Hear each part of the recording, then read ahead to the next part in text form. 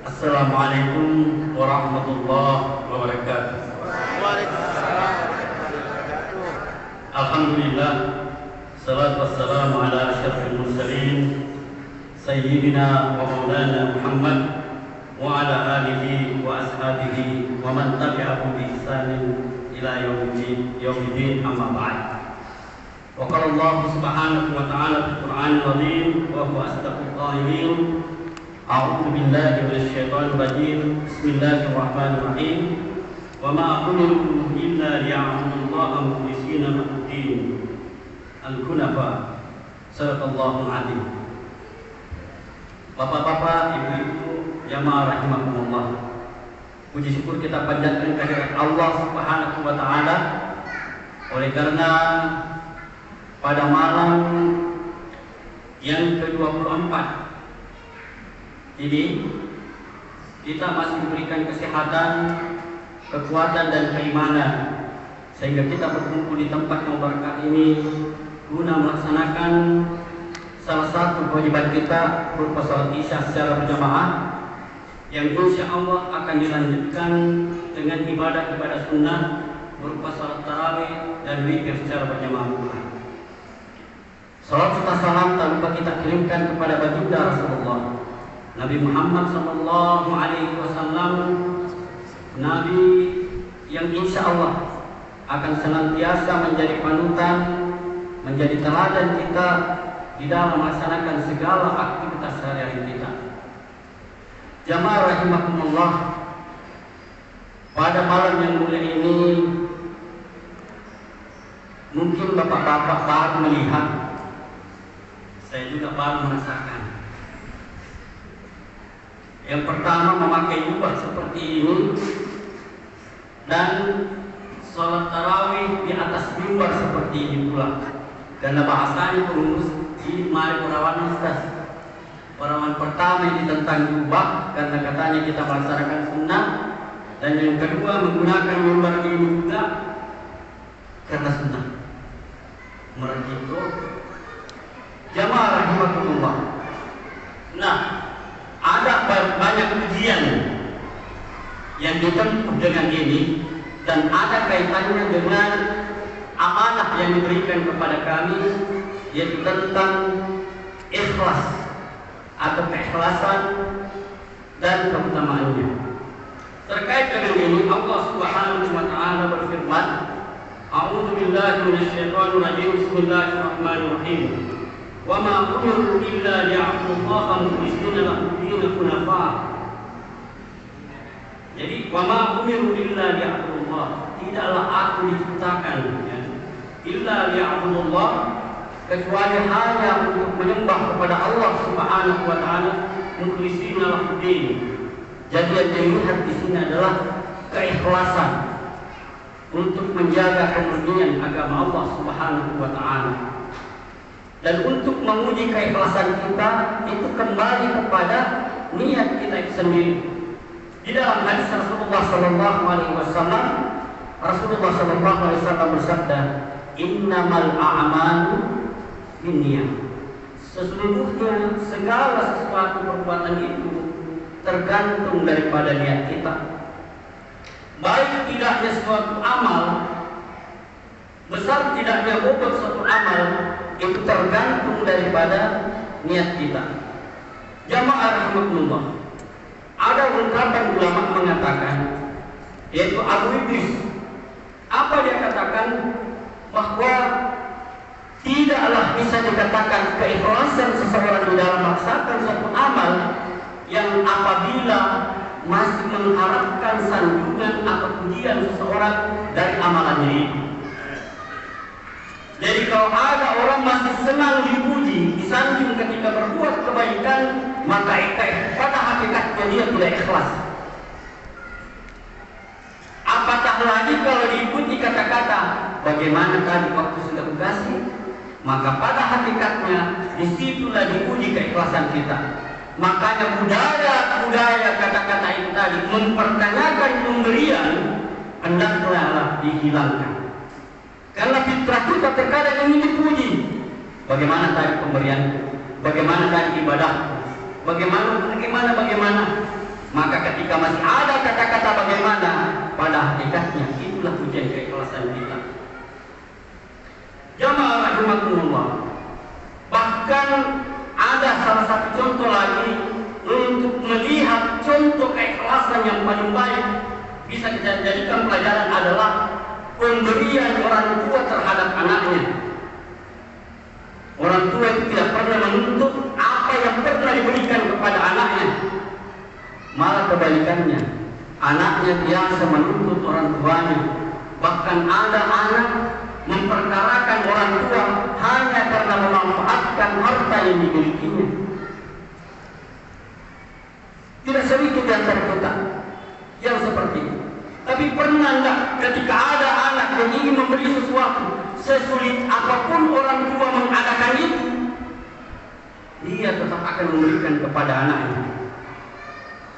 Terkadang kita mendengarkan lisannya orang tua marah-marah, pada hakikatnya keikhlasannya itu ada. Contoh, anak mau beli Indomie, anak balik ke mamanya.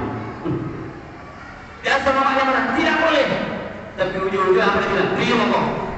Bentakannya itu pergi kok. Di dalam hati kecilnya itu dia kasihan melihat anaknya. Itu karena keikhlasan dia. Tidak pernah dia mengutip uang tadi enggak. Kalaupun ada orang tua terhadap anaknya yang masih kecil, itu hanya candaan kepada anaknya. Keikhlasan orang tua terhadap anaknya. Contoh yang lain keikhlasan. Contoh yang lain keikhlasan itu ketika kita buang hajat. Tidak pernah ada orang berat membuang hajatnya. Wih, cowok tuh tadi makan. Atau cowok tuh kemarin makan. Kasihan kalau buang, tidak ada. Tidak ada orang itu banyak melihat lagi mana itu tadi yang buang, bagaimana bentuknya tadi contoh itu, bagaimana tadi sate itu, tidak ada. Atau ada contoh kecil yang biasa ngumpil. Biasa ngumpil tuh agak biasa ngumpil bahasa bisnis itu. Nah, kasih begini, putar. Kemudian biasa sembunyi diselipkan di selip-selip kursi, menjepit. Tidak pernah tidak begini, tidak pernah. Bentuk keikhlasan tidak pernah dipikirkan. Beda kalau kita membeli biasa, jadi itu agar melakukan atau tanya-tanya bagaimana. Tapi itulah contoh keikhlasan kita. Jadi kalau ingin menguji keikhlasan kita, tanya hati kita, pernah tidak mempertanyakan pemberian kita? Kalau masih mempertanyakannya, berarti keikhlasan itu tidak ada. Jamaah rahimakumullah. Contoh lain dari ungkapan ulama terkait dengan keikhlasan. Ada yang mengatakan barang siapa meninggalkan suatu perbuatan karena manusia, maka itu adalah dia. Dan barang siapa orang yang melakukan suatu perbuatan karena manusia, pada hakikatnya dia telah melakukan kesyirikan. Saya ulangi, barang siapa yang meninggalkan suatu amal perbuatan karena manusia, maka dia telah melakukan suatu perbuatan yang tidak ikhlas. Dan barang siapa yang melakukan suatu perbuatan karena manusia, maka dia telah melakukan perbuatan riya. Riya itu adalah syirik kecil yang sama dengan menyebutkan Allah Subhanahu wa Ta'ala. Nah, bagaimana dengan kita? Terkadang kita meninggalkan suatu perbuatan karena sok tidak mau dibilang, pada hakikatnya disitulah riya ada. Dan barang siapa melakukan suatu perbuatan kebaikan karena manusia, maka disitulah kesyirikan. Jadi kesyirikan dan riya itu memiliki kesamaan. Walaupun tinggi syirik itu lebih tinggi daripada riya. Walaupun di dalam kajian syirik, salah satu di antara syirik kecil itu adalah riya. Apa sih sebenarnya riya itu? Riya itu adalah pamer amal, memperlihatkan amal kita. Ya, saya ambil contoh itu adalah ketika kita sholat sendiri itu cepatnya luar biasa. Kalau di rumah itu cepat, bahkan jarang sholat sunnah kalau sudah sholat wajib. Tapi kalau di masjid luar biasa kelihatan khusyuk. Takbirnya saja beberapa kali, Allah Akbar. Kenapa? Ada yang melihat, ada orang melihat di belakangnya. Tumakninahnya bagus kalau di rumah, di masjid, tapi kalau di rumah luar biasa. Al-Fatihah dan surah pendek satu nafas selesai. Tapi kalau di masjid ada sebagian ulama mengatakan sholat wajib itu di masjid, tapi sholat ba'diyah dan qabliyah itu di rumah. Karena kenapa menghindari itu tadi? Tapi ada juga mengatakan alangkah baiknya kita sholat berjamaah di masjid karena melatih kita untuk memperbanyak sholat-sholat sunnah. Jamaah rahimakumullah, apa sebenarnya keutamaan ikhlas itu? Keutamaan daripada ikhlas itu adalah menimbulkan ketentraman di dalam hati kita. Menimbulkan ketentraman di dalam hati kita. Karena kapan kita tidak ikhlas, ada rasa kejengkelan, ada rasa was-was di dalam diri kita, ada kekecewaan di dalam diri kita.